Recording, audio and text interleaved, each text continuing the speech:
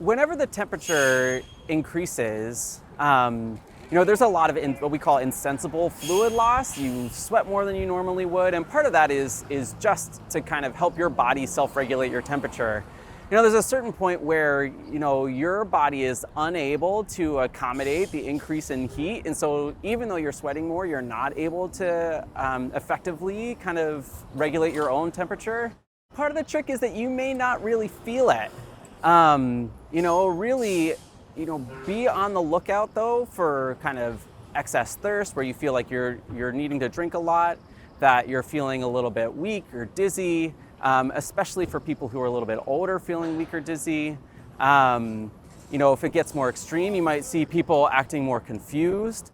People who are older are inherently at higher risk for heat exposure. In particular, that they may be doing the things that they normally do.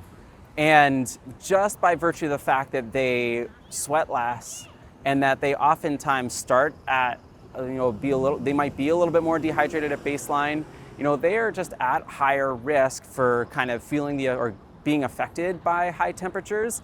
I would say, even if you hadn't planned on stopping by to say hi, you should at least give them a call, check in on them and make sure that they're doing okay, because, they are the ones that historically are kind of the ones that feel the brunt of heat exposure whenever it gets bad like this. A lot more water than you normally would. I mean, that's the big one, right? Like, you need to help your body take care of itself, and the way that it self-regulates temperature primarily is just through sweating. I would also kind of caution against doing those things you normally would on the weekend, and just being at least kind of cognizant of the fact that they may carry a higher risk. So maybe choose a hike that's a little bit shadier. Maybe stay off of areas that are very sun exposed. On top of carrying more water, choose your adventures wisely. Also, kind of a caveat to that, everybody likes a Summit beer or a beer on the water. Just be mindful that these are also things that are going to contribute to dehydration. And so prolonged periods out in the sun, drinking alcohol, those are things that, carry excess risk. If you're feeling really weak, if you're feeling dizzy, if you see that somebody is confused, those are all signs that you need to call 911 and seek help.